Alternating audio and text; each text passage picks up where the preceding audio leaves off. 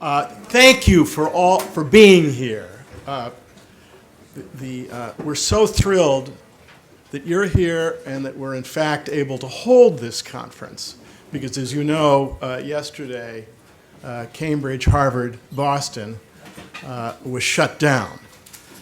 The topic in many ways seems more timely than we might have wished given the events of the last week.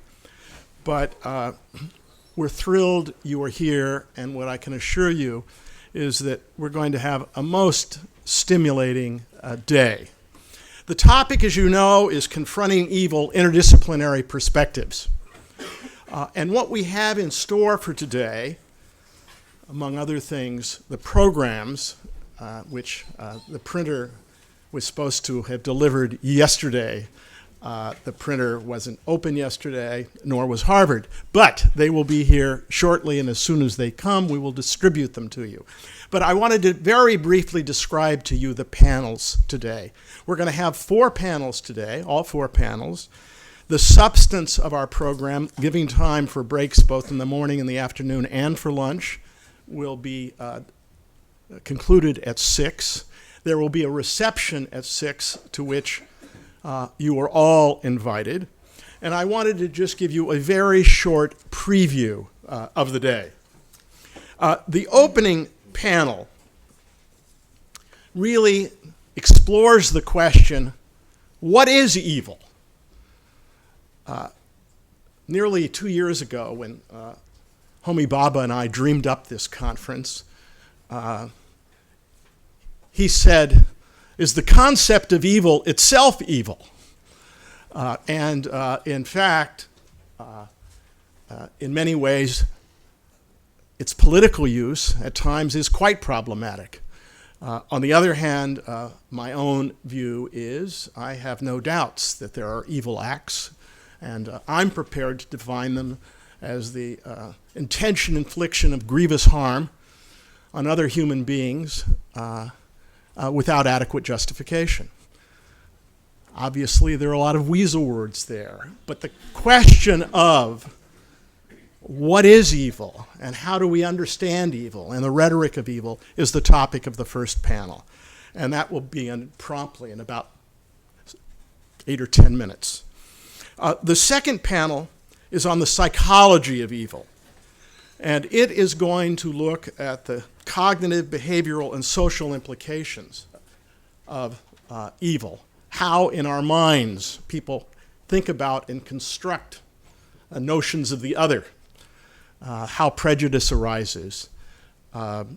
There's extraordinarily interesting work in the last generation in social and cognitive psychology, which is of enormous relevance to all of us concerned with these questions. The third panel has to do with evil in world affairs, from everyday evils to more extraordinary crimes. How are practices, some of which are sometimes characterized as evil, embedded culturally in various societies? What should the response be? And the last panel this afternoon is going to be responding to evil. Can we bargain with the devil? An issue with which I've been interested for some time, and that relates to kind of the limits of negotiation. How does one think through carefully in different contexts when you should resist as opposed to engaging and negotiating? So we have 4 terrific panels in store, and we hope you will all be here for all of them. At the outset, I want to offer some thank yous. First, this interdisciplinary venture has 3 co-sponsors. My own home institution, I chair the program on negotiation at Harvard Law School. The program itself is an interdisciplinary consortium that involves faculty from MIT and the Fletcher School, as well as from Harvard University, and it involves faculty from a variety of disciplines throughout the university. It is also, of course, very much co-sponsored by the Mahindra Humanities Center, which I think I'm so thrilled that PON can be doing something with Mahindra, because I think that, in fact, the humanistic aspects relating what we are talking about to history, philosophy, and the humanities is absolutely central. And the third co-sponsor is the Volkswagen Foundation, to whom we're very grateful. I'd like to finally simply offer some thank yous to the PON staff, Susan Hackley, Polly Hamlin, and other colleagues at PON who helped put this together. Most of all, to colleagues at the Mahindra Center, Steve Beal, Mary Happany-Killip, and Sarah Razor. And without more to do, I'd like to introduce my colleague from the Volkswagen Foundation to welcome you as well.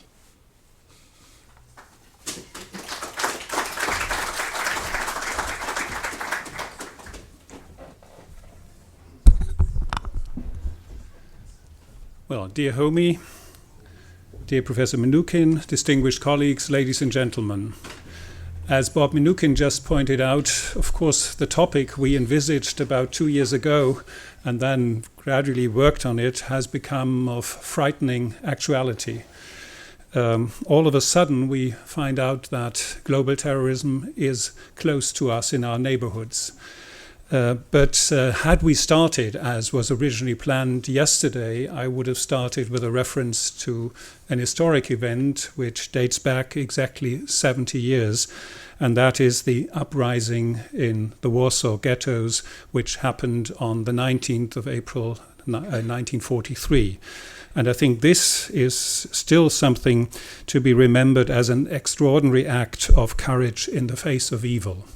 And maybe we will come back to this historic dimension later on. Almost at the same time, Hannah Arendt declared, I quote, "The problem of evil will be the fundamental question of post-war intellectual life in Europe." And I think there probably was not much disagreement under the immediate impression of Auschwitz and the Holocaust, but we must admit, at least with respect to both parts of the then still divided Germany, that there was not much inclination, apart from a few intellectuals, to actually confront oneself with also the continuity or the continuing presence of evil. And I think despite all the other horrors of the 20th century, including the Gulag, the Cambodian killing fields, or the ethnic cleansing, the so-called ethnic cleansing in the Balkans, to name but a few, the problem of evil more and more appeared to be somewhat outdated.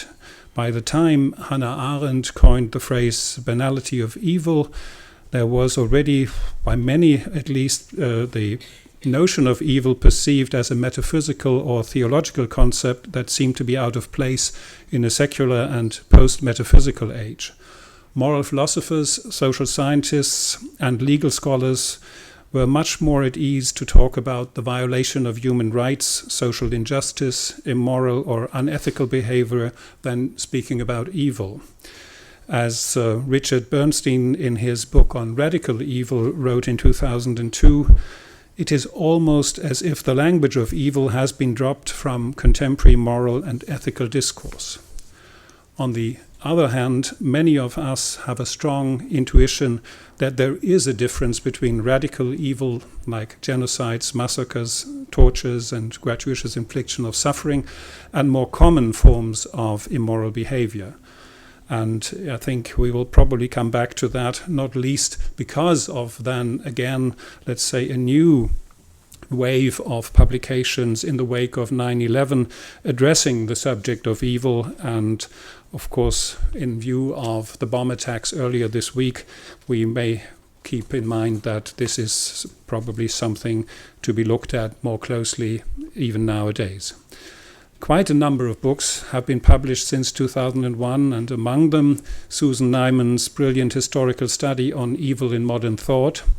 One might argue that to confront evil, we first have to understand it, and therefore I'm very grateful to the Mahindra Humanities Center and Harvard Law School.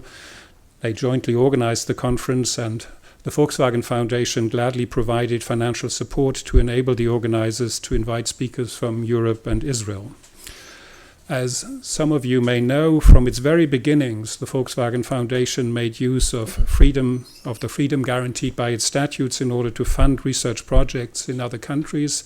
By the way, the first ones were even before the diplomatic relations were resumed in Israel in the early 60s, and to build bridges via scientific exchange. Before then, the diplomatic relations were resumed in 1965.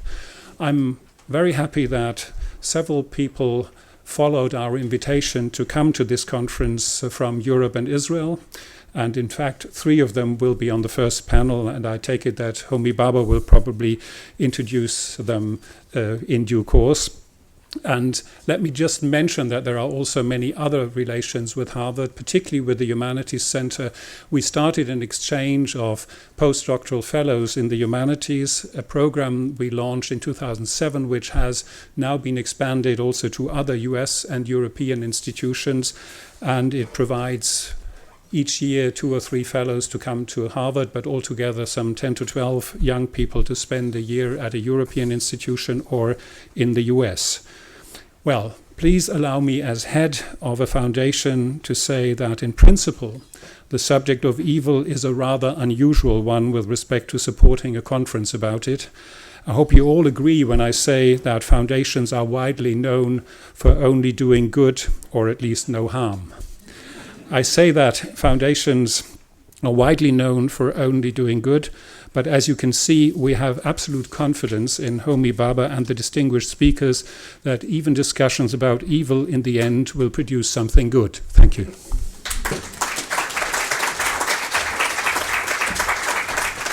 Let me ask my panelists to come up, and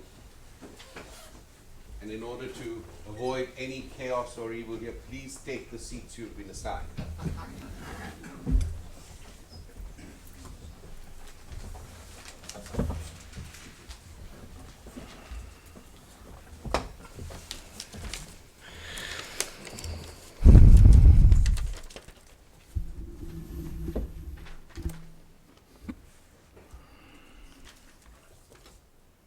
I want to thank you all for being here today. I will not actually individually introduce the speakers because the program has a large and comprehensive biography of each of them. But I do want to say that I regret the fact that Elaine Pagels from Princeton, who was going to be on the panel, is not on the panel. She is a great friend of the Mahindra Humanities Center and has spoken for us on a number of issues over the years, particularly in our long series, The Age of Terror. I want to thank the PON staff for all that they've done.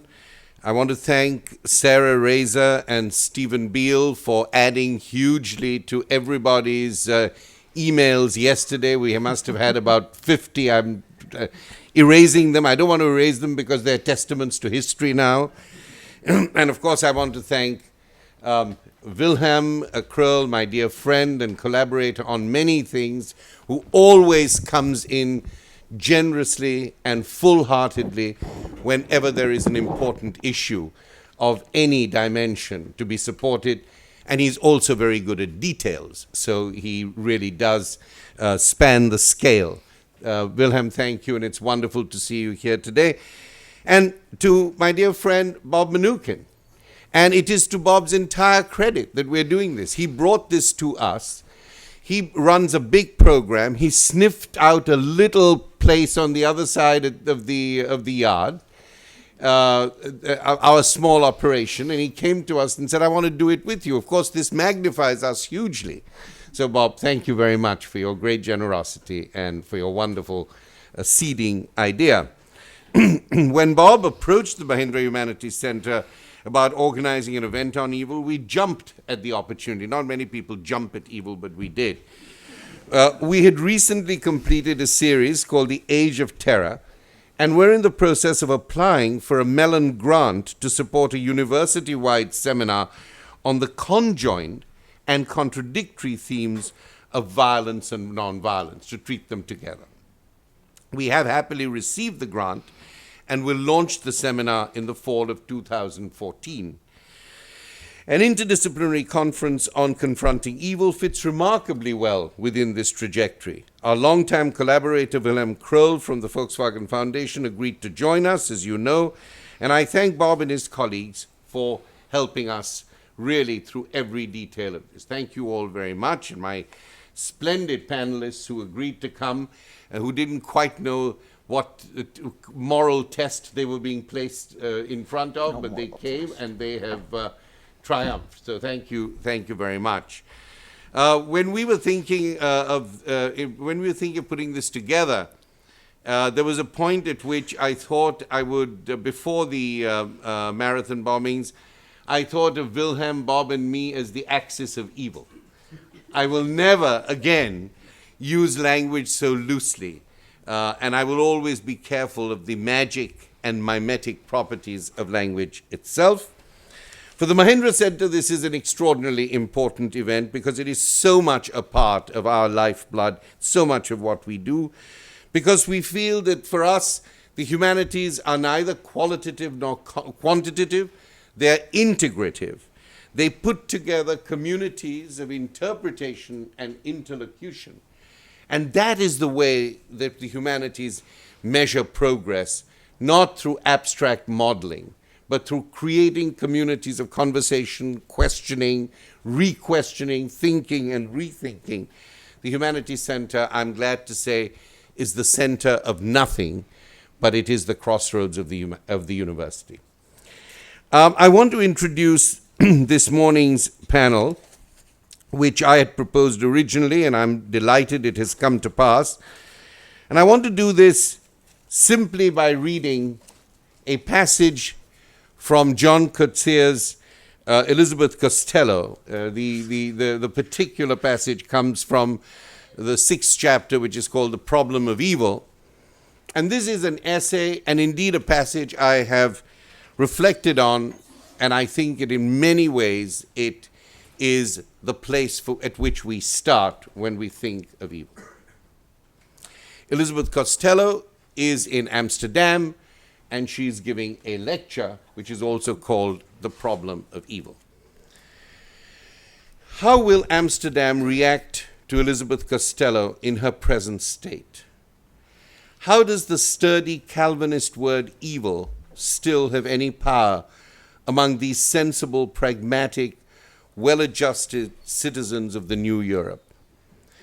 Over half a century since the devil last swaggered brazenly through their streets, yet surely they cannot have forgotten. Adolf and his cohorts still grip the popular imagination. A curious fact, considering that Koba the bear, his older brother and mentor, by any measure more murderous, more vile, more appalling to the soul, has almost dwindled away. A measuring of vileness against vileness in which the very act of measuring leaves a vile taste in the mouth. 20 million, 6 million, 3 million, 100,000. At a certain point, the mind breaks down before quanta. And the older you get, this at any rate is what happened to her, the sooner comes the breakdown. A sparrow knocked off a branch by a slingshot, a city annihilated from the air, and who dare say which is worse? Evil, all of it, an evil universe invented by an evil God. Dare she say that to her kind Dutch hosts, her kind, intelligent, sensible auditors in this enlightened, rationally organized, well-run city? It is remarkable that this comes from a dramatized conference on evil, and I hope I have conveyed something of the important issues we will face today. Thank you very much.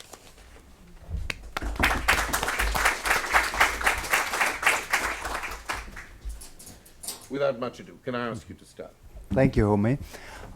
My topic will be the aesthetics of evil, and it's not without hesitation that I start my brief talk on that, because it could be misunderstood as a kind of immoral subject. But this is not the case. To tackle the aesthetics of evil enables us to understand much better that it's not easy to find a clear distinction between good and evil.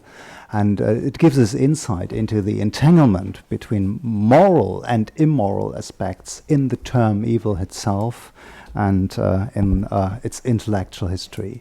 So the way paved by the topic, the aesthetics of evil, does not lead to a moral perspective, but maybe to a perspective beyond good and evil.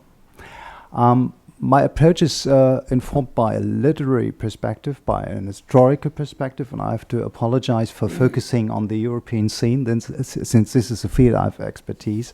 I would be very eager to learn much more about the Asian, the American, or the African perspective. So this is a European perspective here. My hypothesis is that the aesthetics of evil, in the closer sense, this more systematical sense of the word aesthetics, is just a product of the European Romanticism. This does not mean that there wouldn't been an interest in evil topics before. Literary texts have had this interest since Greek antiquity, but it's an interest just more concentrating on the surface, on certain motives, and it's connected with a perspective that functionalizes this topic of evil.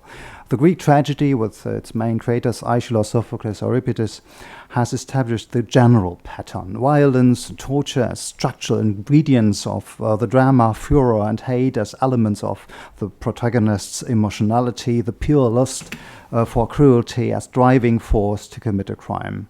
The whole setting of black literature seems to be in place here, but it's embedded into a broad horizon of literary psychology, drawing on the catalytic effects of the drama. The spectator's soul must be cleaned by means of the performance. The stage turns out to be a forum which enables the spectator to wash his soul. And this is the medical core of the concept of the Aristotelian catharsis. It's very important. The spectator might be frightened by scary characters on the stage, but in the end he will find his inner balance after emotions have been unchained by watching the play. Thus, the poetics of evil in Greek tragedy is not presented for its own sake, but for cleaning the soul. And it's captured by a moral scheme conducting the plot and the characters. The medical and the moral benefit of the tragedy is the performative power that drives the genre. In medieval literature, the focus is on strictly separating good from evil. For this reason, the evil has to be embodied both by the devil or by the witch, and there are certain physical attributes assigned to this body of evil. So this word works according to this major difference, and this also allows texts of the medieval drama, for instance, to let the devil act as a comical character. He is not really scary, he is not shocking, he is not striking, he's not unexpected, he's not the other. He can be described in terms of a concrete physical appearance. And this also counts for early modernity, since the monstrous characters in Shakespeare's or Marlowe's dramas can be recognized as bad characters, as embodying evil. Take Richard III. There is also the physical appearance revealing the evil. But on the other hand, there is also a psychological interest, an interest in these monstrous characters. And the monologues of Richard enable us to look into his dark soul and to, let's say, participate in the decision-making process he's going on. And this reveals a first flavor of a kind of literary psychology which is of major importance for modernity. And there is also another approach in early modernity which is connected with the term sublime. If you take a look at the epos, at Milton, the Paradise Lost, for instance, you can see that the devil is a tragical character, because he deserves pity. He has his own biography, so to speak. Lucifer was the favorite of God, sitting on his side, and then he denied to worship the human being which had been created by God, and for this reason he was expelled from heaven and condemned to live under dark conditions in hell. So this is a tragic history, and this requires certain interest and attention. The sublime is a category of an enormous ambiguity. It's in the middle between beauty and disgusting aspects. It's attractive but also shocking. And this mixture of emotions, which are caused by this category of sublime, paves the way towards a new dimension of literary interest in evil, which is given in the European Romanticism. Romanticism is the cradle of a new form of poetry which claims to be autonomous, self-reflective, and beyond moral issues. The pure interest in the evil exposes and defines the phenomenon as a source of attractiveness. Literary texts are going for interesting, are attracting the reader, and this by means of interest. Black Romanticism, the Gothic novel, starting with Louis the Monk, and their affiliations up to Poe, Stevenson, and Oscar Wilde, discover the new aesthetics of evil. It's a groundbreaking aesthetics, since its attributes cannot be described in terms of moral or ethical categories any longer. The Romantic project is aiming at establishing what Friedrich Schlegel, one of the most creative exponents of German Romanticism, describes as a theory of diabolical poetry. Does this by means of poetic self-reflection and ambiguity, techniques revealing a new kind of aesthetic fashioning that shapes the literary form according to an autonomous attitude that cannot be subjected to the regime of morality any longer. This seems to be an assault on the fundamentals of traditional European aesthetics, which is constituted by a binary system, the difference of good and evil. Traditional European poetry was harking back to this difference as a reliable pattern. It's enabled texts to depict characters either black or white, to put aside all kinds of ambiguity. But now the evil is no longer part of a theater performing the bad and the good one in correct distinction. Literary texts are now embarking a grey zone of ambivalence in which the hallmarks of moral difference are no longer existing. And literary romanticism in Europe results in the end in fin de siècle aesthetics and aesthetics about 1900. It includes a fascinating approach towards new topics already initiated by Baudelaire, his Fleur du Mal, the shock waves of cruelty, the erotically stimulating nuances of physical power, lust of violence and submission, the pleasures of laziness, the inferior attractiveness of illness, the sublime colors of death, the indifferent self-fashioning of the bohème, the immorality of luxury, the both dangerous and seductive powers of the femme fatale, who Swinburne entitled La Belle Dame sans Merci. All these motives and topics generate the canon of literary decadence, which is on the agenda about 1900. And this whole process is accomplished by Nietzsche's philosophy, by the transvaluation of values, which is very important because it is a contribution to deconstruct the difference between good and evil. Nietzsche says there had been a time in which human beings were separated into the strong one and the weak one. The master was conducting the slave was serving. The good one was the strong one, the bad one was weak one. And Christianity transvaluated this constellation by saying that the master must not use his power, otherwise he would be evil, and the weak one has to be sheltered against the strong one because he is the good one. Weak means to be good. And this transvaluation of values demonstrates that the difference between good and evil is not an objective one, it's a construction of intellectual history, to a certain extent of Christianity. And Nietzsche's contribution to this history is to deconstruct this difference by a psychological and also historical dimension. It's very important because this enables literary text also to act beyond good and evil and to play with all these different qualities of evil. Up to the 20th century, to quote Nabokov from his most famous novel Lolita, you can always count on a murderer for a fancy prose style. This indicates that literary form is strictly separated from moral dignity. The poetry of 1900, represented in the works of White, Stevenson, D'Annunzio and others, tends to abandon the term evil by absorbing its moral condition. But does this really mean that evil is existing no longer? Is it just a fictional construction shaped by literary forms, created by illusions, supposed to emphasize the attractiveness of what is not allowed? This might be true if you consider the landscape of European literature at the beginning of the 20th century.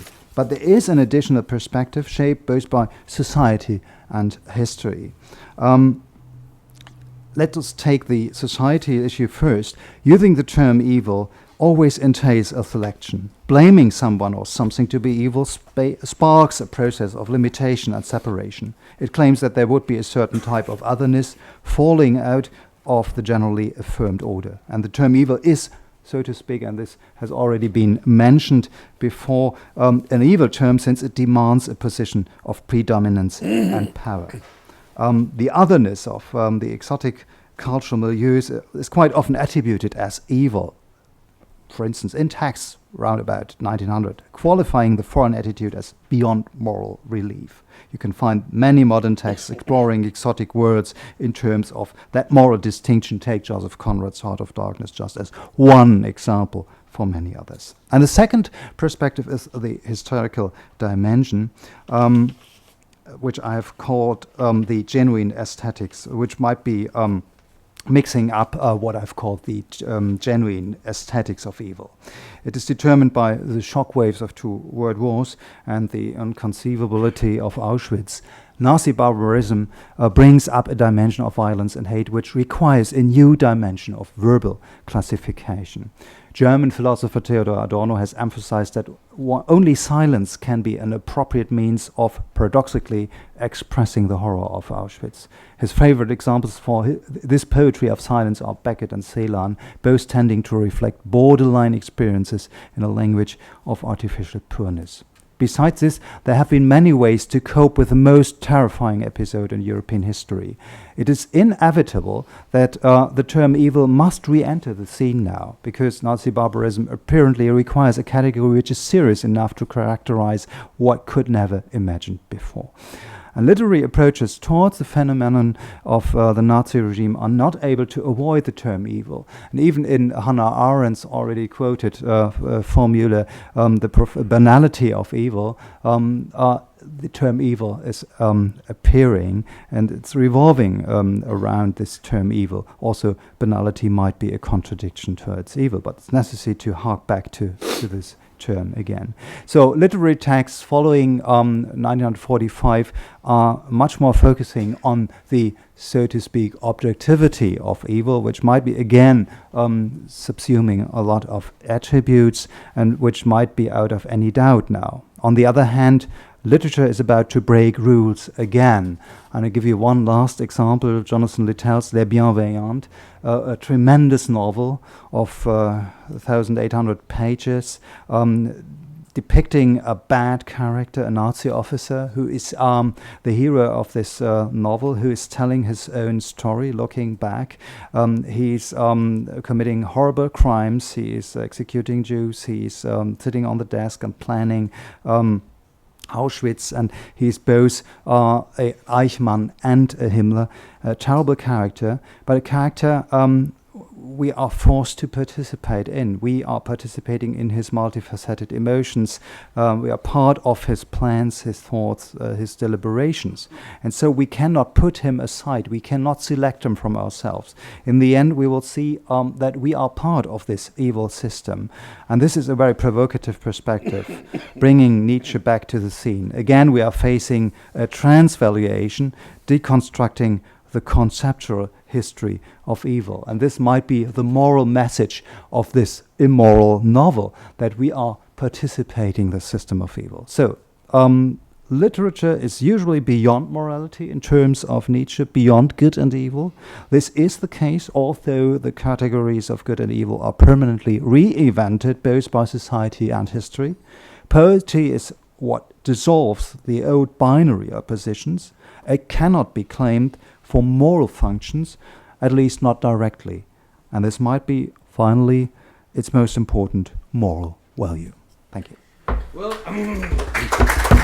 Peter-André, this was really quite a bravura performance of, 2,000 years of the history of literature, language, and evil. We mustn't forget, I'm so glad we brought language right to the front, because, of course, one of the things in Arendt's Eichmann in Jerusalem, it's saying very clearly he was incapable of an ethical act, really, because he was unable to understand how you occupy in language a place for the other. That language is in itself an ethical act, and he was unable to say that. And I'm also delighted that you brought up this whole question of, how do human beings relate to evil? Because in Coetzee's The Problem of Evil, one thing Elizabeth Costello says, do we always have to be confronted by it? Can we not somehow put it what she calls obscene, off stage? Mm-hmm. And I think you have convinced us that it cannot be put off stage, and we have to deal with it and its ambiguities. Thank you very much for that splendid performance. Susan. I suppose I'm not the only person who felt that giving whatever remarks they'd planned to give at a conference called Confronting Evil this week would be inappropriate, nor in feeling that whatever one says at an academic conference could do very much to confront evil would be presumptuous. I say this week and not in this town, because there's an argument to be made that the actions of 46 senators in Washington was at least, though differently, as evil as the action of the men who planted the bombs at the marathon. I'm glad. I was told it was very risky for me to say anything like that. I'm from here, but I don't live here anymore. But in the 15 minutes I've been asked to speak, I'm not going to make that argument or try to talk about both. So what's left to do if one doesn't want to be inappropriately academic or piously presumptuous? I'm going to do a little philosophy, though I don't do definitions. There's no definition of evil in my book about it, and in the 10 years that I've been asked to talk about that book, I've refused to offer one. I think definitions of evil are either so broad, like Augustine's, as to be virtually useless, or so narrow that they focus our sights on one kind and allow us to ignore the others. But then I think this is true of definitions of most things that matter. Here I get support from Kant. The best parts of the Critique of Pure Reason are the parts most people never get to, having been exhausted by the execrable prose of the first 200 pages, though Kant said it was the end, that's the point of the whole exercise. Towards the end of the first critique, Kant warns philosophy against trying to imitate mathematics, a warning, alas, that too many philosophers have ignored, particularly in the matter of beginning with definitions. Quoting the critique here, if one did not know what to do with a concept until one had defined it, then philosophy would be in a bad way. Jurists are still searching for a definition of their concept of right. And that sentence was written in 1781. So even if nothing out of the ordinary had happened this week, I would not have done the sort of thing I suspect many people want a philosopher on the first panel to do, namely laying out necessary and sufficient conditions which would allow us to distinguish between things that are evil and things that are merely awful. I will, however, answer one of the questions that Homi sent us, namely, is the concept of evil static, or does it change over time? And if the latter, isn't it inherently relativistic? I think the answers are clearly no, yes, and no. Lots of people wonder how the concept of evil can change over time and not be inherently relativistic, and there's an easy if unfashionable answer: we make moral progress. Particularly in Europe, but also in progressive scenes in America, this sounds like neoliberal blindness. What about Auschwitz and Hiroshima? when I've talked about the Enlightenment and my last book, Moral Clarity, I often have to tell people that I am not Pangloss or Pollyanna. I do know something about evil.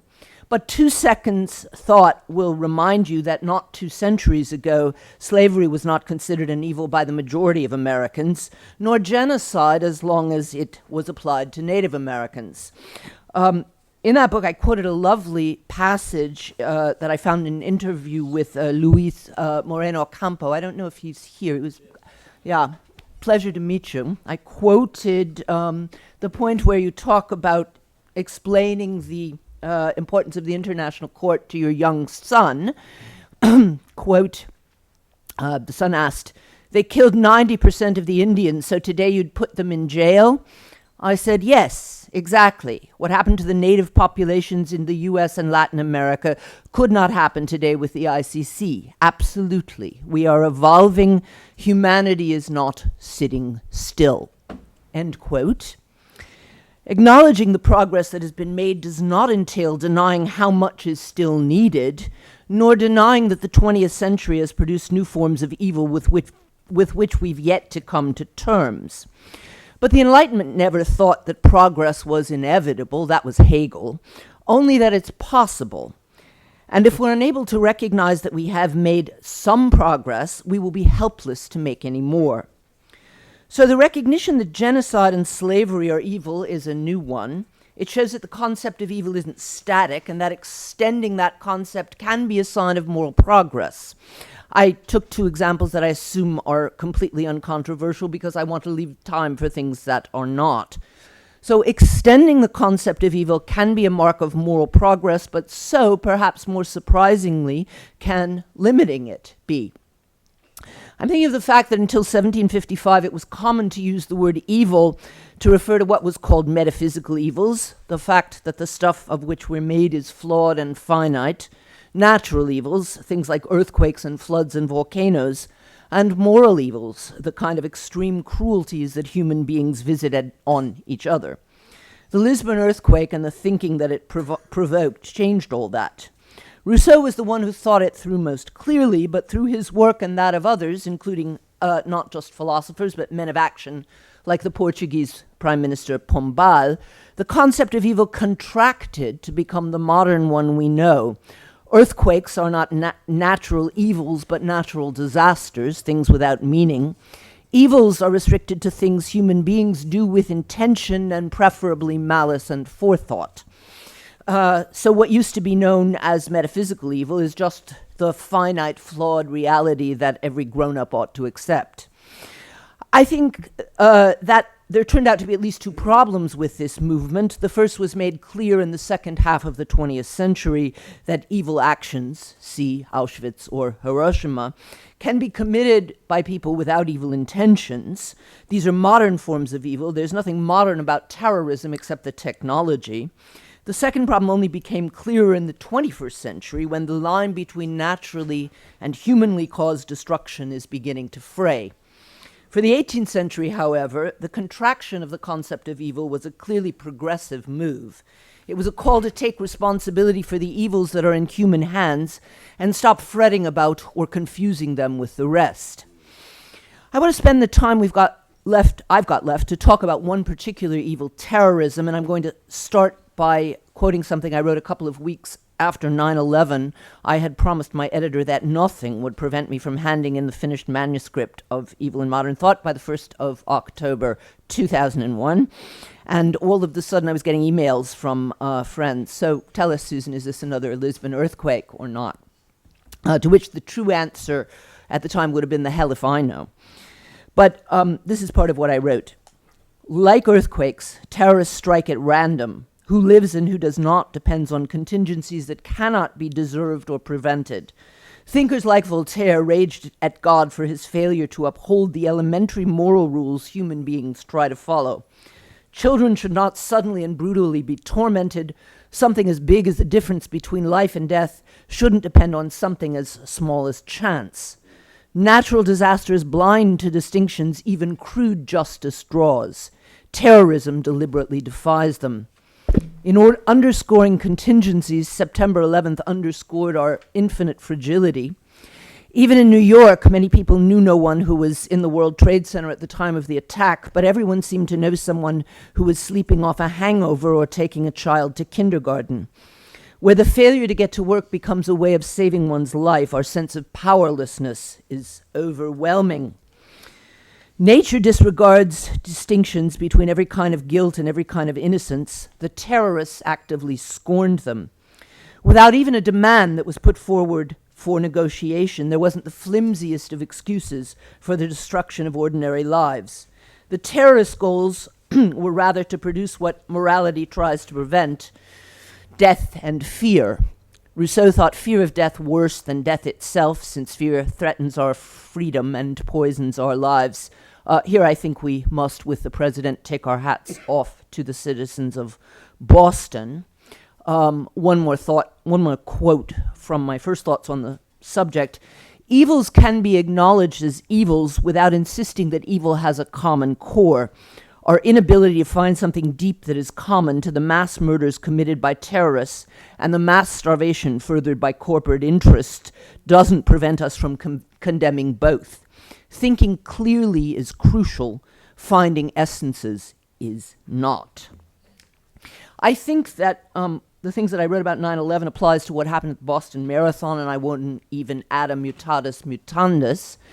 But like many of us here, I've spent some time thinking about terrorism ever since, not in the sense of policy, to which many people at this conference have contributed.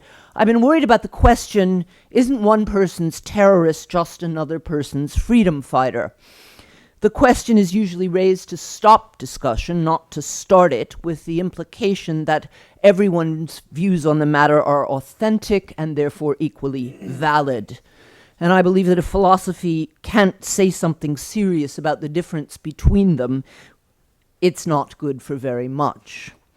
It turns out that philosophy can, and it did, and I want to dedicate my final remarks to Ralph Waldo Emerson, though not because of anything I learned about Emerson during the 8 years I spent most of my waking hours in Emerson Hall. Despite the efforts of Stanley Cavell, who was one of my teachers, I never liked Emerson. He always seemed to me to be aloof and sanctimonious. But in the words of the abolitionist Wendell Phillips, the crowning honor of Emerson is that after talking about heroism for so many years, when the hero came, he knew him.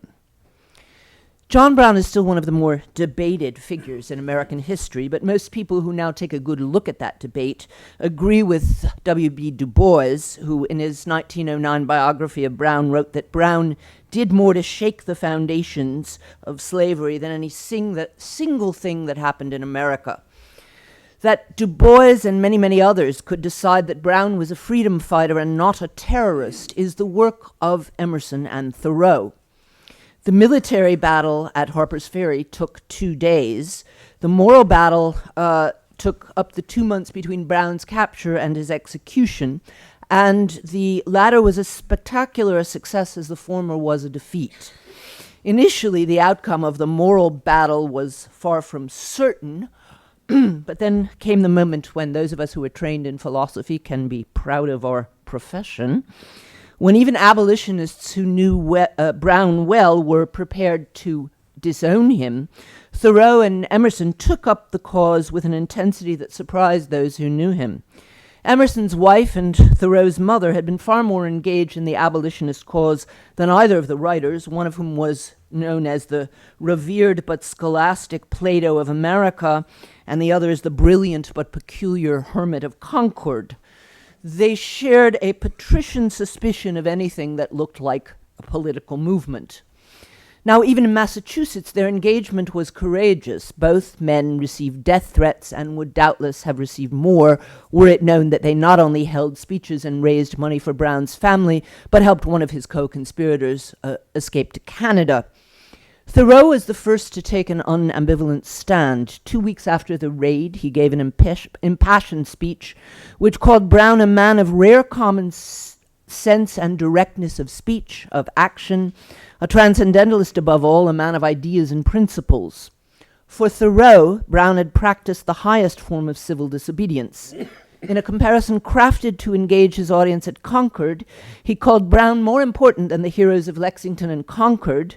Quote, "They could bravely face their country's foes, but he had the courage to face his country itself when she was in the wrong." The speech was repeated several times, and the best lines were widely reported in the news. Brown's own behavior at his highly public trial reinforced Thoreau's picture. Carried into the court on a stretcher, the wounded Brown spoke with calm and force that impressed even his Southern opponents, and declared himself prepared to die for the principles that were enshrined in the Bible as in the Declaration of Independence. Thoreau's defense and Brown's demeanor were decisive for Emerson, who was the most influential intellectual and highly paid speaker in America. Even more importantly, his Concord poem, recalling the shot heard round the world, left his patriotic credentials unimpeachable, associating him forever with the best ideals of the American Revolution. 5 days after Brown's speech to the court in Virginia, Emerson made a speech in Boston. The prospect of Brown's execution, said Emerson, was the reductio ad absurdum of slavery, when the governor of Virginia is forced to hang a man whom he declares to be the man of the most integrity, truthfulness, and courage he has ever met. And in a phrase that was picked up across the nation, Emerson said that hanging Brown would make the gallows glorious as the cross. That speech was called Courage. His second speech on Brown, delivered 10 days later, was called Morals. Emerson turned the tide, and by the time Brown was executed a few weeks later, the bulk of Northern public opinion regarded him as the hero of 1859, in the words of a banner that graced one memorial service in Ohio.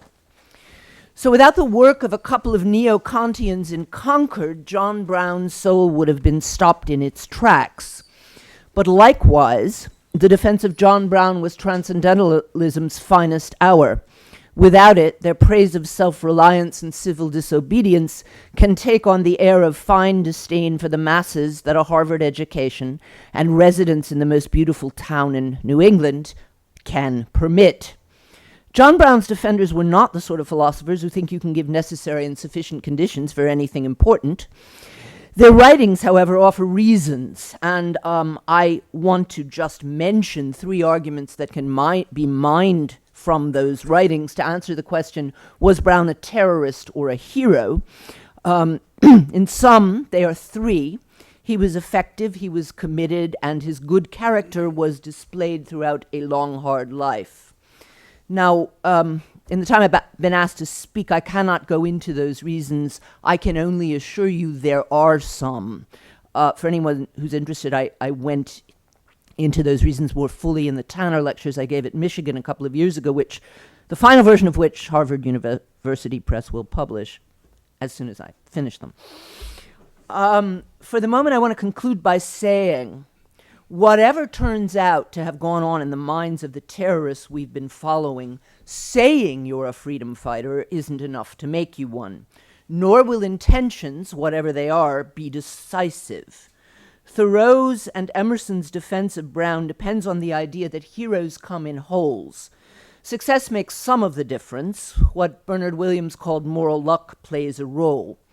But we can control a lot of the character it takes a lifetime to build. And should we ever take extraordinary actions, then only with the sort of focus and determination that took John Brown decades. We may hear in the coming weeks about Russian repression in Chechnya, and most of it will be true.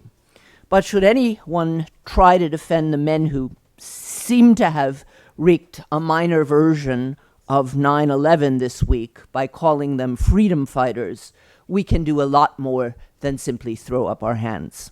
Thank you. Susan.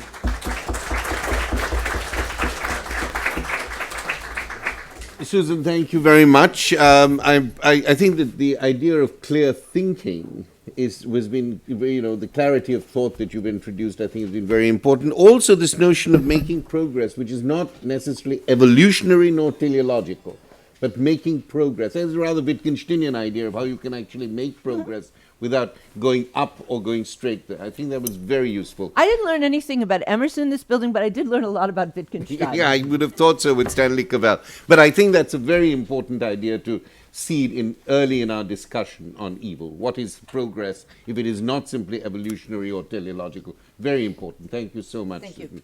Avishai. It was our last day in high school. We had a party at school that ended in a perfumed Jerusalem summer evening. I was about to leave when I spotted a teacher whom I truly admired.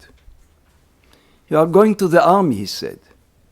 "Just before you go, read Norman Mailer, The Naked and the Dead."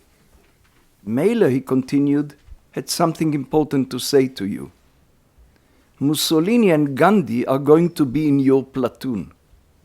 They are not in an opposing armies the way Napoleon and Kutuzov were in War and Peace. In our home, Tolstoy was a demigod, and War and Peace his holy script. To mention in one breath an unknown American writer with the great Tolstoy was bad enough. To mention him favorably was blasphemy. Blasphemy or not, the moral lesson was clear.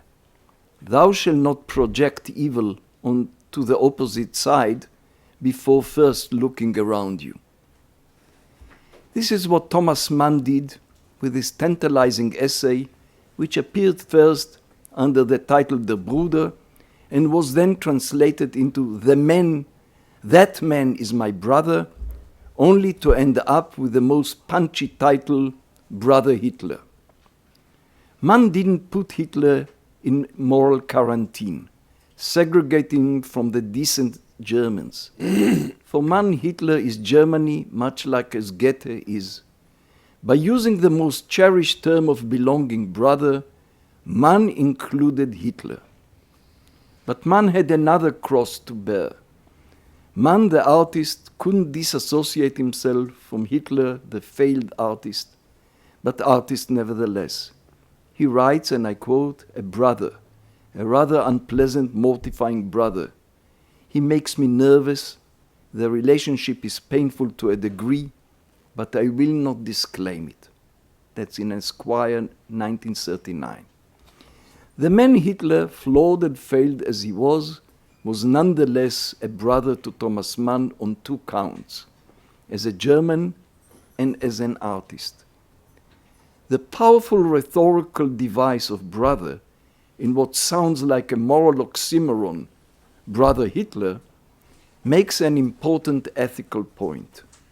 The point is not to justify the unjustifiable, guilt by association, but rather to justify the demand for responsibility by association.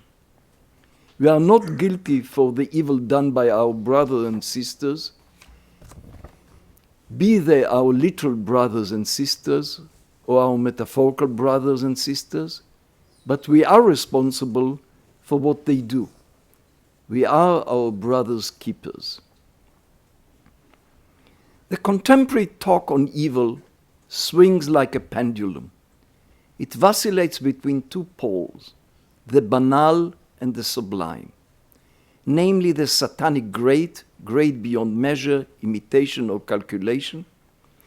The vacillation between the two poles of evil has no resting point, no equilibrium. The claim is that there is something deeply flawed in positioning on any one of those poles. It is flawed descriptively. This is not the way humans behave, and normatively. This is not the way humans should behave. My claim is that the two poles, banality and sublimity, provide an explanatory division of labor in the realm of collective and systematic evil doing. The two poles are also flawed rhetorically. The banality pole is flawed because it trivializes evil, where the sublime pole is flawed because it glorifies it. So let me start with the explanatory role. We should make a crucial distinction between instigators' bold evil and compliers' bold evil. the compliers are banal. The banality of evil is the banality of the compliers. The instigators are far from being banal. Wicked they are, but by no means banal. There was nothing banal in Reinhard Heydrich and the chief entrepreneur of the Holocaust. Adolf Eichmann, more of an ambiguous case, but even he, a chief organizer of the Holocaust, was not the banal bureaucrat Arendt took him to be. Arendt ascribed banal to motives, such as the desire for promotion in rank. The idea is that people do evil for mundane motives rather than demonic motives. Normal individuals, who in other contexts are normative individuals, are capable of doing monstrosities without in any way being monsters, namely acting for the sake of doing evil. Arendt writes, and I quote, Eichmann was not Iago and not Macbeth, and nothing would have been further from his mind than to determine with Richard III to prove a villain. Eichmann, the desk murderer in her language, was motivated by the banal desire for personal promotion in the Nazi SS rank. Well, Shakespeare didn't need Jaspers, who coined the term banality of evil, or Arendt, to teach him about banal motives. After all, Iago's motive for his evil doing is revenge for being skipped over in promotion. His rank was given instead to Cassio. Yet neither Iago nor Eichmann are banal because the motives are banal. Motives for evil doing are usually mixed motives and in most cases overdetermined. Some motives are more banal than others. What is less banal is the attitude to evil done. Some rejoice like Iago and some suffer like Macbeth, but the most banal reaction is neither joy nor anguish.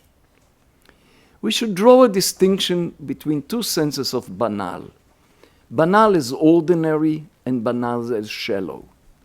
Banal in the sense of ordinary is contrasted to being great, whereas shallow is contrasted with deep, as in the expression deep psychology.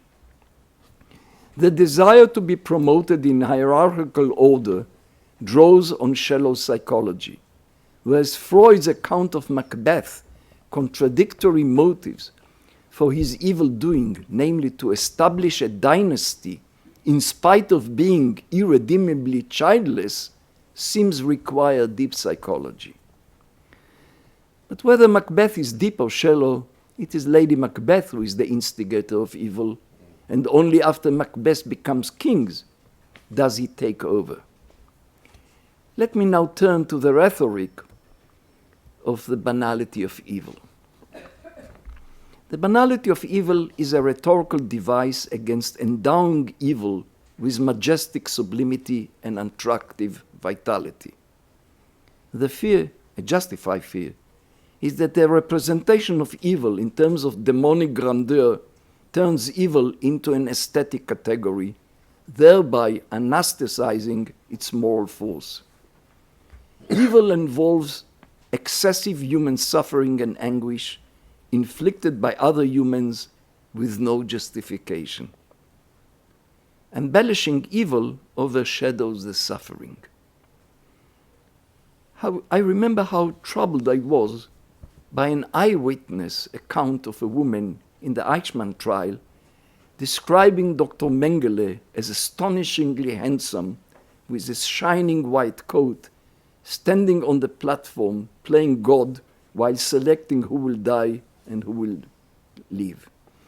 The word beautiful in the compound beautiful devil thus has a morally desensitizing effect with the word banal, which the word banal is meant to counter.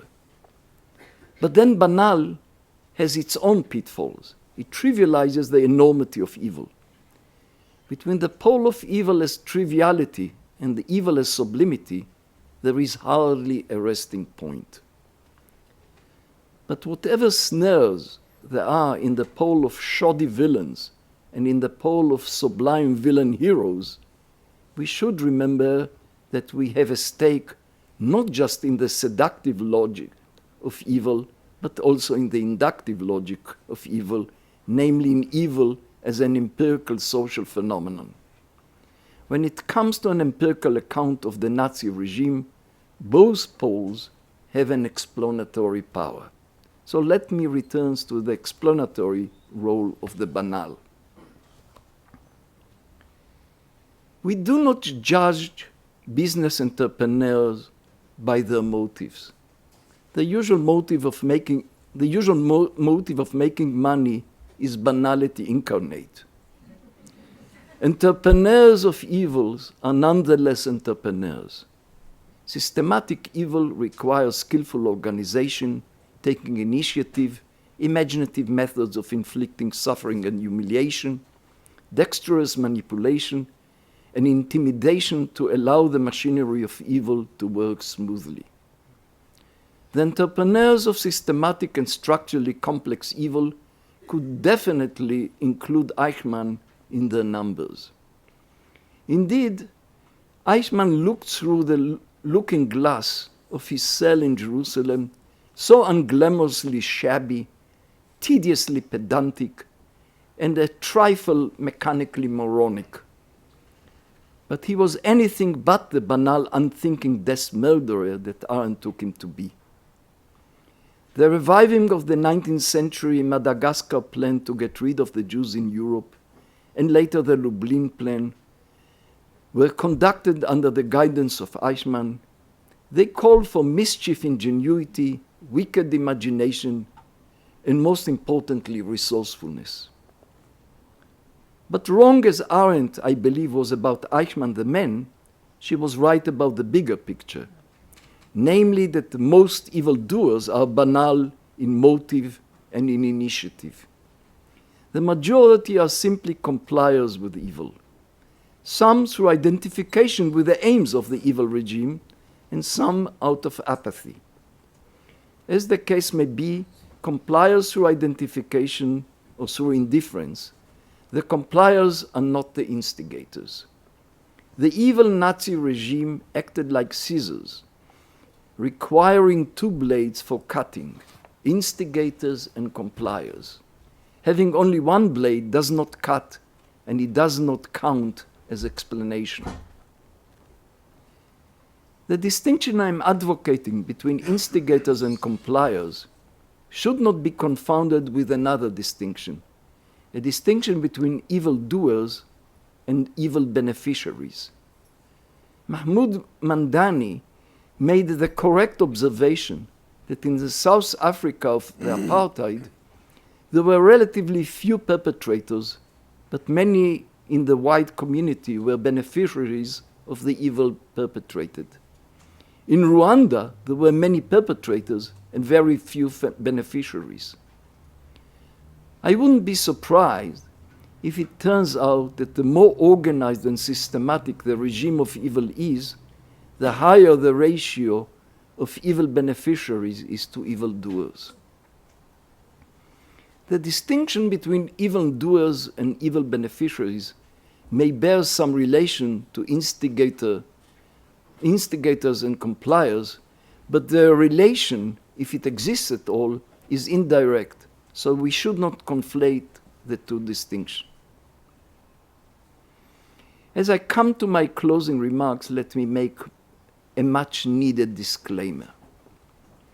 By instigators, compliers, evildoers, and evil beneficiaries, I do not designate human characters or stable character traits.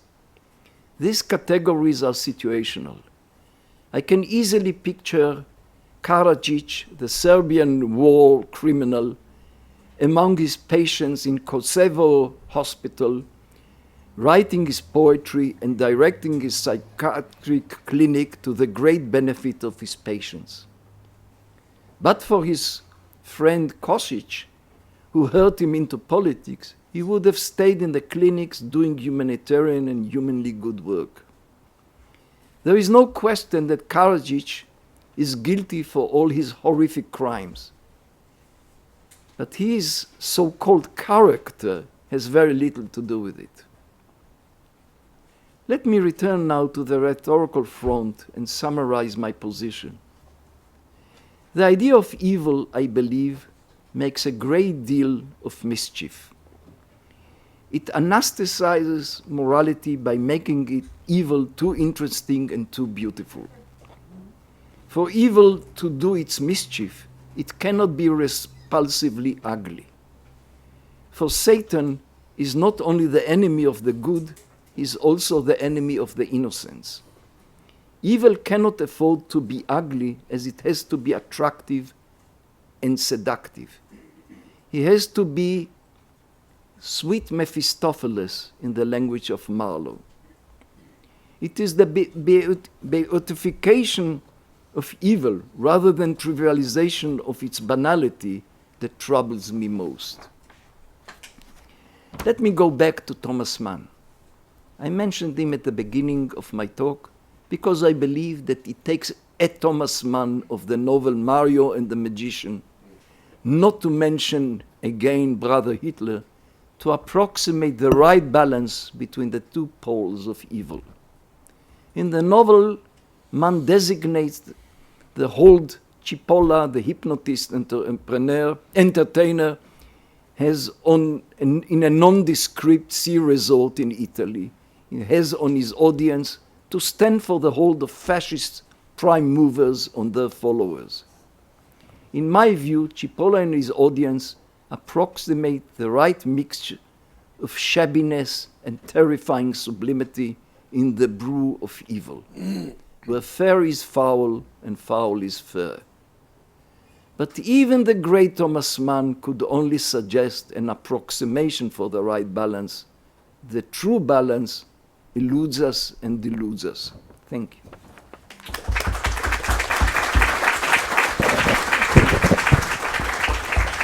Avishai, thank you so much for those wise and beautiful words. I think the issue of vacillation that you have raised certainly echoes right through the talks we've heard this morning. And when you talked about the distinction, the difficult distinction between instigators and compliers, and yet then the problem of always creating a polarity, reminds me of that. Suddenly I thought, when you were talking about that, of Arendt's very late essay, Thinking and Moral Considerations, where she says, it is the harm done by the non-wicked everybody that we really need to think about. And I think that that is a really important way to open up our discussion this morning. What linked, of course, the first speaker and our last speaker, what linked Peter-André and his attention to language to Avishai, Susan herself, of course, also talking about the importance of language and the importance of these distinctions, is your throwaway line when you said it hurt him into politics. Of course, the embedded quote from Auden, Ireland, on W.B. Yeats, Ireland hurt him into politics. So it hurt him into poetry. You, of course, turned it round. But I think the sensitivity to language has been so important to us. And it's a different kind of language than the banality of certain kinds of linguistic philosophy or certain kinds of definitional issues, to quote Susan. And I think we have had a really very rich encounter with the concept of evil historically, aesthetically, ethically, and the resounding repetition of literature right through. And I thank you all for these wonderful reflections. Thank you very much.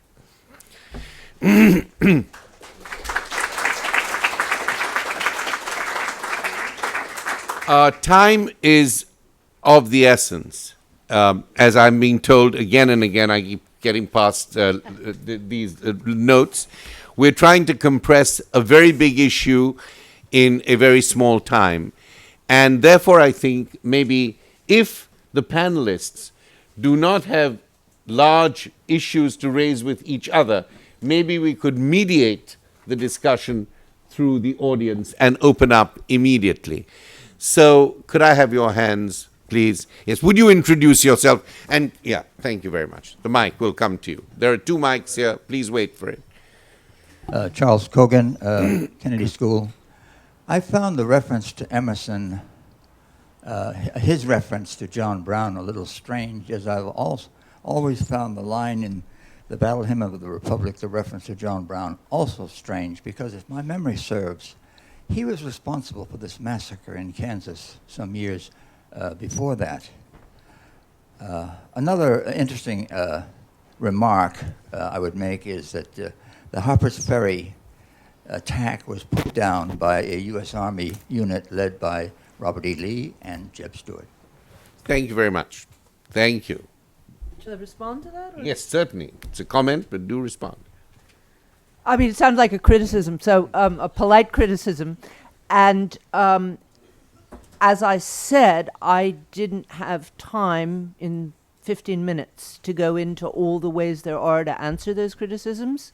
But if you'll give me your card, I can send you some more information because, my point here is only there are ways, and Emerson and Thoreau did use them to use philosophical, reasoned arguments, not just to say, hey, he's my freedom fighter, but to answer quite serious moral objections. So, thank you, Susan. Another question. Yeah, here, the lady here, and then one at the back there. Yes, if you could prep this, just give her the mic. Thank you so much. Yeah. My name is Kwak Pui Lan. I am a professor of theology from the Episcopal Divinity School. I regret that Professor Elaine Pagels cannot be with us because she would have brought the Christian perspective. I just want to ask, when I was hearing this rhetoric of evil as a Christian theologian, these following terms will certainly pop up in any discussion: sin, original sin, confession, redemption, sexuality, infinitude, temptation, apocalypse, second coming. Those will be the rhetorics we will use in our discipline. Thank you very much. I regret Elaine Pagels is not here today, and I'm thank you for bringing these vocabularies into our discussion, but we'll move on to the next question. Yes, please. There's somebody at the back there? Yes, question here and here. One there and one to Rick Schrader. And, yeah. Yes, I like this.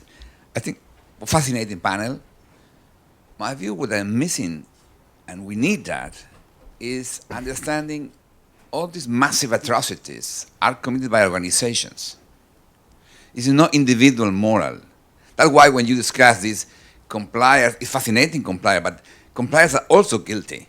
They're less important, but compliers are also guilty. And the issue here is analyze organizations. What is the moral of the organizations? That is, for me, what they are missing in this fascinating debate. Can we include morality in organizations? And just introduce yourself belatedly. I am Luis Moreno Campos, former chief prosecutor. Thank you so much. Thank you. Should we take 2 questions, or do you want to take this one on its own? Well, I think only individuals are responsible. Being responsible for organization, they should bear the responsibility for what the organization. But to blame morally an abstract organization, I find, it doesn't make sense to me. And therefore, that's why instigators and compliers are important. And how to distribute the blame is obviously depends. But joining the SS, sure. But the people, you don't. Just to put the SS as something which is different from the people who comprise the SS, that's I find bizarre. But may I ask you something here? Can you not both recognize that there are people who comprise the SS, but that actually once they come together, there is a different kind of will that takes over? I think that's an important issue. Yeah, I think that was a lot of Arendt's point, and I think Avishai and I probably agree that although Arendt was wrong about the historical Adolf Eichmann, because a lot of information didn't come up until after the trial, that her general point was, I think that book needs to be read as a piece of philosophy and not as a piece of history. Great. And, so yes, things happen in organizations that seem to be out of the control of individual human hands, but we are lost if we don't remember that corporations aren't persons, and it's only persons that have moral responsibility. But corporations can have personalities. Yeah, they have limited liabilities. And unlimited harms. You're right. Can we, yes? I'm Rick Schwader from the University of Chicago. I just wanted to clarify a bit the notion of progress in moral understanding, as Susan used it, because I took it somewhat differently than Homi did. Homi's reaction was, I can see it's neither evolutionary nor teleological, and it's not that, it's that. And I took Susan to be saying that progress isn't inevitable, but that when progress occurs, there is an objective moral charter of some type, and some people get it right and other people have it wrong. The diversity can be dismissed as merely the epistemological problem, not an ontological problem. There is a better understanding of the good, and that is what I mean by progress. And that is, in my view, that and not that. So I just want to get it straight. So real quickly, I would put myself between the two of you. An uncomfortable place, Susan. Don't go there. That is, I don't think there's any kind of objective moral order that you can somehow intuit, and I don't even think Kant thought that, Yeah. all right, who's one of my heroes. But I do think that there is and or can be progress towards certain ideals. They're the old ideals of liberty, equality, and fraternity, and an expansion of those ideals to cover more groups. I think it's crucial that people from the progressive West not be terrified into thinking, I'm being Eurocentric if I impose the idea that, shooting girls who go to school is just part of their culture. I mean, just to take a really extreme example. And I think we need to work back and bite the bullet and say, yeah, our culture has produced some forms of moral progress, but I liked Homi's reference to Wittgenstein because it allows for a less rigid and kind of fantastically Platonic, view that somewhere out there's the absolute good, and all we need to do is intuit it. So that would be, you can do it better, but you can't do it best. Yes. Thank you. I'm a Kennedy School alumni. Could you introduce yourself, please? Yes, Rodolfo Neirotti. And would you consider that progress is moving forward? Because moving forward can be climbing the mountain, could be going down in the mountain, or could be make progress in a flat terrain. So can you please help me on that in understanding this concept? I'm not sure that mountains are a helpful metaphor here, okay? And what I'm asking us to do is to get beyond a very silly debate which started somewhere in the middle of the 20th century, claimed that, we've gotten rid of these Enlightenment ideals that were necessarily progressing towards a morally better state because we thought we were progressing, and then came Auschwitz and Hiroshima. And I think this is a really severely debilitating view to have. So what I'm arguing for is really the kind of very careful, thoughtful work that Avishai does in his work, that is of saying, okay, we have made progress. I grew up in the South in the middle of the civil rights movement, and, I remember not being able to swim in the same lakes as black children, as hopeful as we were in those days, and we were very hopeful, none of us could have, we could have more easily intuited that we would all learn to fly and wind up on the moon, that we would have an African American president. And whatever our criticisms of him may be, and whatever our recognition of the racism that persists in this country, if we don't stop to acknowledge that we've actually made some progress there, we won't be, if all you hear, which one often hears on the left, is, oh, we thought everything would get better, and then all of a sudden it's not. If we don't acknowledge that that is a step, and whether you call it a step on the mountain or a step to the side doesn't matter to me, we're not going to be able to have the determination to make any more.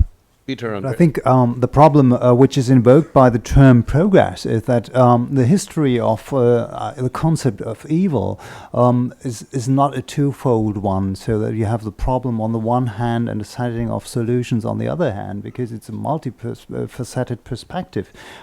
Since there are many new attributes assigned to the phenomenon, permanently added to this phenomenon. Take sexuality, take the whole field of psychology.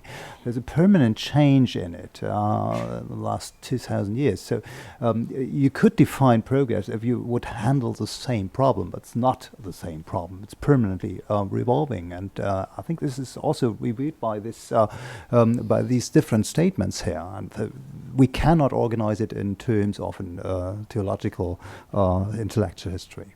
Avishai, I wanted to bring this question to you, partly also because of the distinction you make in the decent society, between the just society and the decent society. And I think that is very relevant here. Well,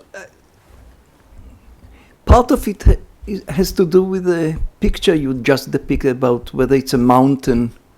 We think about progress and about our ideals, and the ideals are the peak of the mountain. And the question is, do we progress? And trying to approximate the ideals on the way to the peak of the mountain.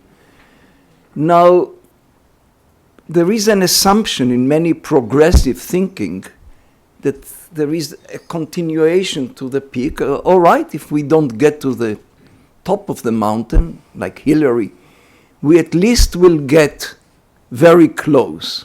And we have to try to approximate the peak of the mountain. That's a very strong picture. Now, in many cases, there is no continuation.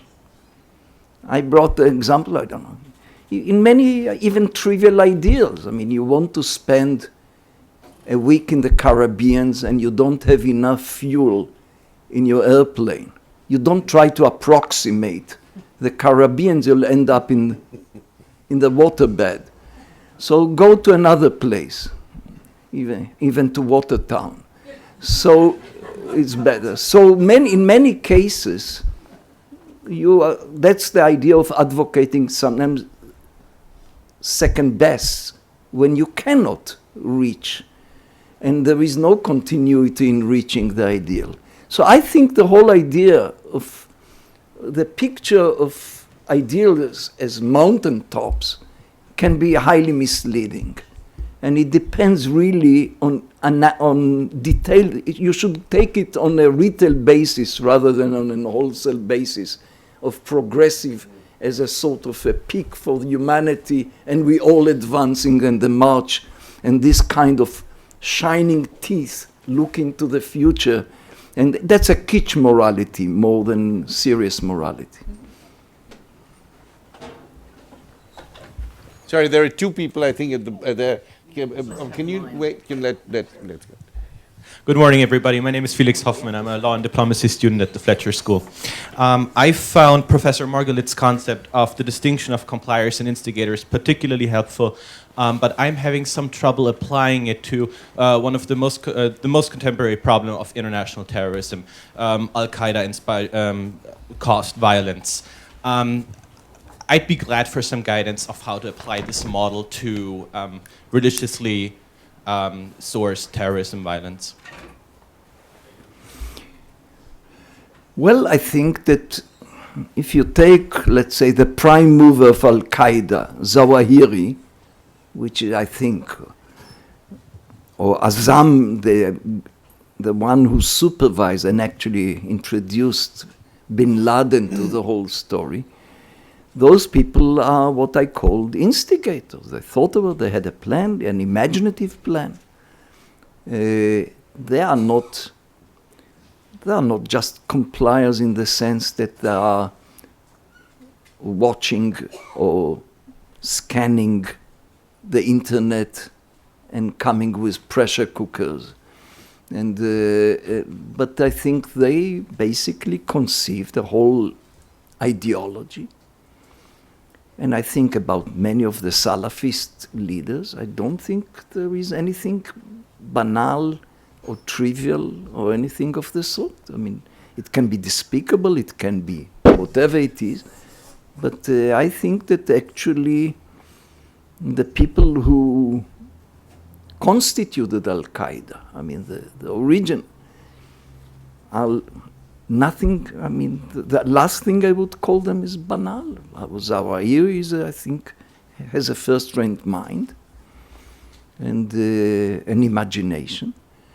And bin Laden was, I mean, if you read even his interview, the long interview that he gave in 19, and actually was fantastic Arabic. They are dangerous. They are what was said about Byron, the lady who said he's mad, bad, and dangerous to know. But banal is they are not. There's a question, and then we'll come to you, and then we'll go to. There's a sorry. A question there? Yeah. I'm Bob Giles, a former curator of the Neiman Foundation. Susan's reference to the 46 senators, which drew such a spontaneous response, raises for me the question of how we should regard our elected officials in the context of this subject. I'm not quite sure. I mean, could you specify the question a little bit? Because how we should regard them is... Well, I mean, we're all concerned about the behavior and the challenge of whether our democracy, governance in our democracy is working or has broken down, and whether the behavior of those we elect to represent us in the way that we're being troubled is in some way evil. Look, as far as I can see, this is a really splendid example of the kind of banality that Avishai was talking about. These are not people with evil motives. They're worried about re-election in their own districts, and they take a lot of money from, you may know this just as much as I do, the NRA puts itself out as a gun owners support organization. It's also an industry. I mean, it's devoted to selling as many guns as possible, which I frankly think is kind of the lowest form of human occupation, gun dealing. Okay? I mean, this is not to say that we still don't need in some form a defense industry, okay? But, anybody who devotes their life to making as much money as possible by selling as many guns as possible in view of what we all know about this country, and the prevalence of gun violence that other countries don't go through. I mean, I was just stunned when I read that in the Times, maybe it was last week, somebody said, well, we're doing an empirical study, and it turns out state by state that the states with the strongest gun laws have fewer gun deaths. And I would say, you want to prove that water is wet? I mean, what is this? So, as far as how we should regard those people, who also defied the, will and position of apparently 90% of the American people. I think we need to call them to task in a really serious way. And I don't think using the word evil is evil in this. I actually, I have a bone to pick with you, Homi, but I won't do it right now. I think it's extremely important not to let the strongest rhetorical weapons we have, that is words like evil and noble and hero, into the hands of the people who will abuse them most. So I think, which is, we all know what Fox News does with words like that. So I think it's really crucial that we call those people to task, that we remind them that, except for war zones, people walk down the street at 3 o'clock in the morning and don't look over their shoulder. They don't have to fear about sending their children to school. I hope that answers your question. I'm not quite sure where Bob, it's going. may I, Bob, as your member of the home team, can I just ask the gentleman here to speak and then come back to you? Yeah. I'm Lyle Baker. I'm a law professor at Suffolk University. My question is that conversation has focused on the conduct of individuals and their motives in a variety of ways, but also the flavor of the term the opposite. We began with the historical reference to the Greek theater as the heroes versus the villains in the context. Can you say a word about the opposite? You've used the word heroes, you've used some contravention here. Is there some learning we can have about positive sides of human behavior? Why don't you start? Well, to a certain extent, the term hero in my context just means literary figure and fiction. So it's very complicated to define that, as complicated as it is to define evil. But I think in the end, it's much easier if we take a look at literary texts to define it than to define it in social life, I think, because there is a lot of qualities included. It's not only a moral dimension, it's also a psychological dimension, again, as it is the case in terms of evil. And I think there is, to a certain extent, moral qualities, including certain psychological dimension, as pity, for instance, or altruistic motives, and they all are entangled, not to general objective values, but they are entangled with different internal psychological qualities. And I think the setting of literary texts in revealing the opposition between good and evil demonstrate that this psychological dimension is very important. And I think Susan has mentioned the enormous sense and progress which has been driven by the European Enlightenment. And coming from that perspective, you can see that there is a new category which is still important. This is the category of moral sense, which means to include not only concrete values but also sensibility, which is important for human acting and for social responsibility in general. And this is what you can learn from this process of enlightenment and the philosophy of this period. In the context of that question and the resonance of the banality of evil, can I ask about the banality of good? No.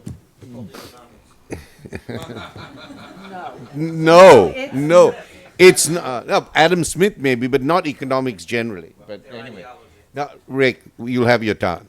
You'll have your turn. You know that, and you'll have lots to say, and we will love it, and we will disagree with you. But later on. Can I ask you about the banality? You know, when you asked about heroism, of course, the thing now is on television, even yesterday, the heroes are the people who, knowing how dangerous it was, went in there either to rescue or to save or to survive. That's been the way of thinking of it. People who, in keeping with their duties, these were their duties, their professional duties, they did something which was much beyond it. They went and confronted danger. Is that the banality of good? Well, I wondered always why I'm so mesmerized with Dante's Inferno and bored stiff with his Paradise. Paradise Lost. Why? No, Paradise Lost is a different thing. Why why Bosch is more interesting than Fra Angelico. I think that there is, we talked about Tolstoy. I mean, I think there was something right that there is more individuality and more like in evil than in the good. The good tries to, all the happy families look alike. We know it's not true. But the issue is not whether it's empirically true. The way we present, it's very hard to present. It's easy to say that someone is good. It's very hard to say it convincingly. And Dostoevsky described how tormented he was when he wanted to describe Christ-like, the Mishkin in The Possessed. He spent hours and hours in utter despair because he didn't know what it takes. So I think the issue here is not that reality. The reality of good is a very interesting reality, but we don't have, I think, good imagination for the good. Yeah, but we are talking now always in literary terms. And of course, in literary terms, it's, Satan is much more compelling. Paradise Lost is much more compelling than Paradise Regained. Nobody reads it. But I think the fact is that we are talking now about literature and about language and the construction of figuration. What about in everyday speech and everyday assessments? So if you'd like me to say a few words, I have been working on a book about heroism, of which this John Brown, these remarks are just a part. And I would agree with everything that everybody said, that it's way, way harder to do than to talk about evils.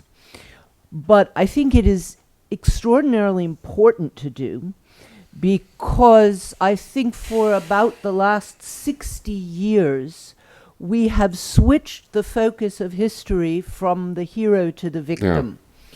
And while that was originally a progressive move and an attempt to give voice to the voices that hadn't been heard, we have wound up acknowledging people for what the world did to them rather than what they did in the world. And I think in particular, progressive thinkers are very uneasy about using words like hero. That, of course, CNN will do, talking about it. I think that one needs to acknowledge, just like in the cases of evil, that heroes come in very different forms. And, I certainly think that the people at the marathon who ran back to help people instead of running away have got to be called heroes. I mean, there's something, very deep and moving about that, and defining what it is a matter of work. Right, that's why I said people who go in to meet it, there's a professional.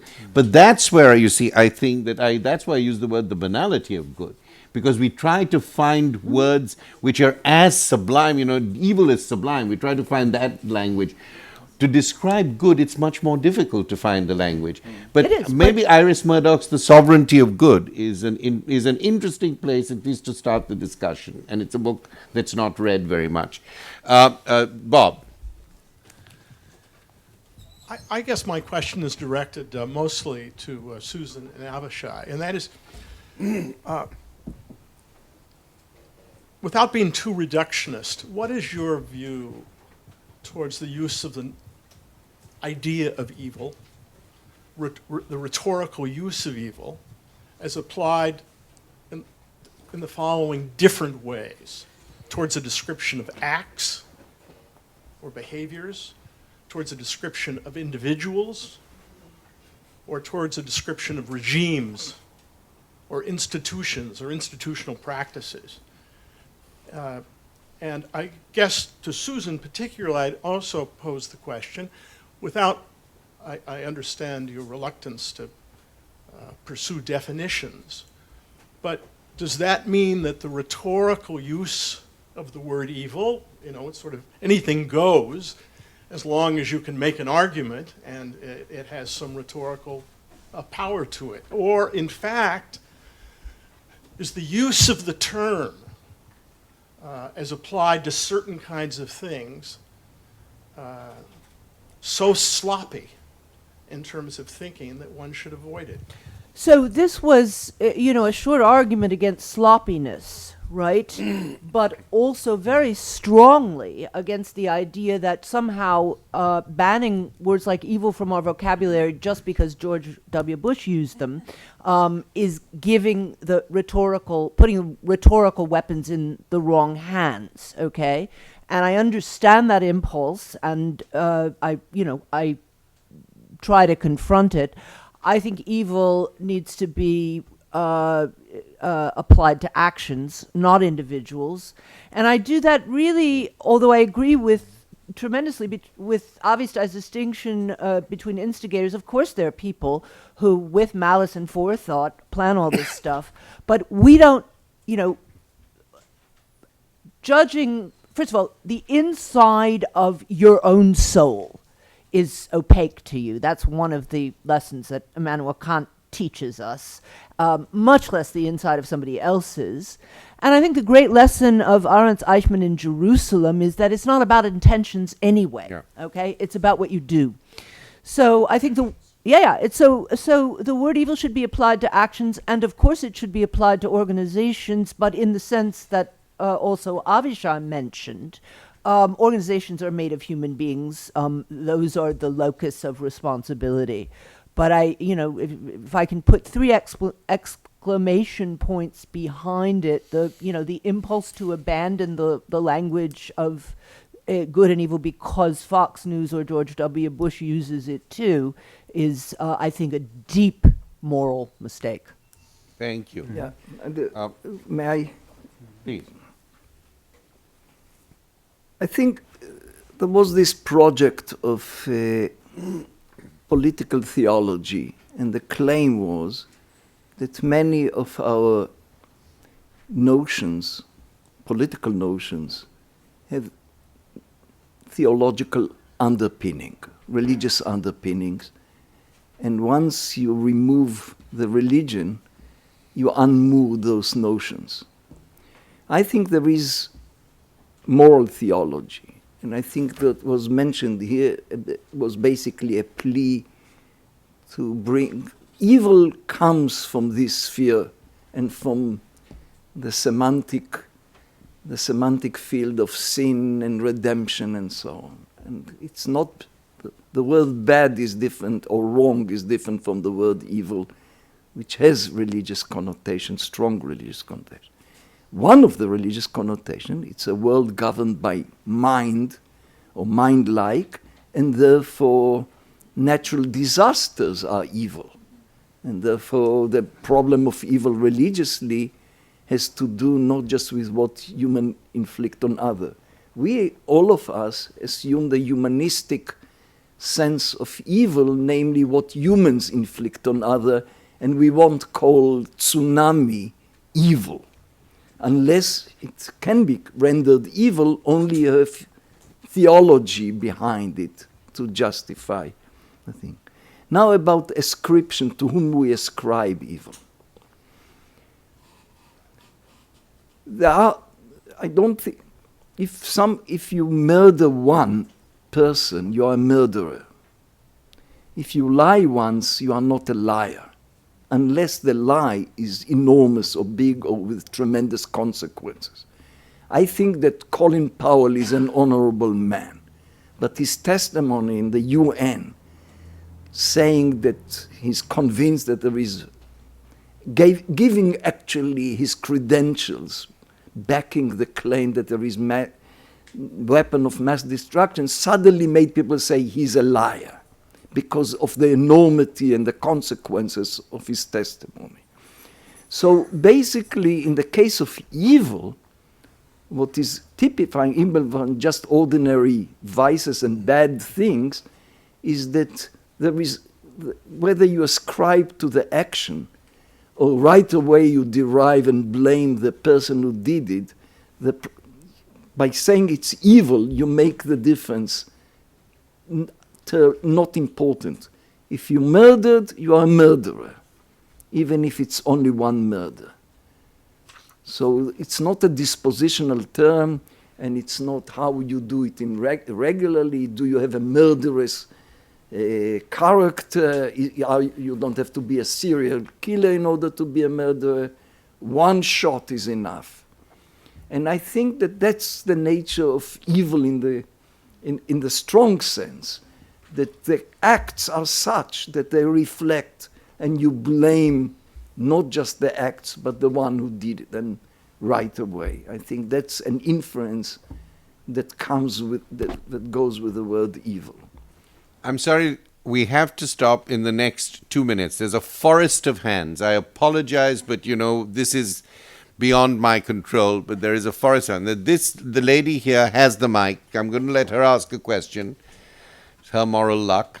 And there is, and I want to take one question from that, from this side of the house, and then I'll have to leave the rest for informal discussion. Yes. Thank you. My name is Golnaz. My question is from you, Professor Avishai. You mentioned that by what you explain now, the evil is the act, it's the action. But previously you mentioned that if an evil act has many followers, it sort of changes the way of the, you know, let's say if the evil act has one follower, it's different than an evil act that has many followers. I'm wondering that, help me to understand, what does that, how do you put that, the evil that has one follower? Or do you put it in a lower caste, in a lower order than the evil, or even, you know, on the other side, it's a better evil than the evil has like 1 million of followers. A lesser evil. Yeah. Thank you. I mean, you ask it whether, I mean, to kill one and to kill million, what's the difference? The difference is almost 1 million people. You have to split the difference. Namely, there is the enormity of the evil counts. I mean, we count evil. And then we should be the devil accountant when it comes to evil. Numbers matter, and how they should. So, of course, if it turns out that the young brother here followed his eldest brother, it's different than if there are thousands of followers creating an enormity. Sure. Numbers count, and how many people were killed counts for a great deal. This question of scale, as we started with the Coetzee novel, the bit I read from Coetzee. One question at that end. Yes, Mary. Thank you very much. I'm Kine Briddenberg from Utrecht University in the Netherlands, where much evil originated, unfortunately. And I'm troubled by your ascribing evil to actions, whereas I feel that evil is implicated in our culture to such an extent that I can't do anything without being implied in it. Buying products like my clothes, using gasoline. How do I deal with that? I'm evil. I think that's a gigantic mistake, okay? Now, you know, I love the Netherlands. I love the way people there in particular think about things like this. But you're on a slippery slope to thinking that there is nothing whatsoever that you can do, right? Well, if you feel that you are evil because you wear, I mean, there is such thing as fair trade clothing. As people in the Netherlands know, there's public transportation and bicycles. You know, there are small things that one can do to avoid contributing, you know, to what does seem like an absolutely, you know, if you think about it as seriously as you're thinking about it, seem like an enveloping and inescapable, you know, world where a lot of evil goes on. But you know, maybe this is Calvinist. Sorry if I'm being offensive, you know, this kind of, you know, I'm evil because I participate in this, leaves us with a sense of, original sin where there's no way out but grace. So guess what? With apologies to the Christian theologian here, if you believe in grace, I envy you. But for those of us who don't, that kind of thinking will actually inhibit taking any step whatsoever to get rid of whatever bits of evil you can get rid of in your environment. And since our conversation has been both historical and metaphorical, as indeed it has to be, I think the problem we are left with is, can you be beautiful and not be evil? Thank you. Avishai, you must have taken mine by mistake.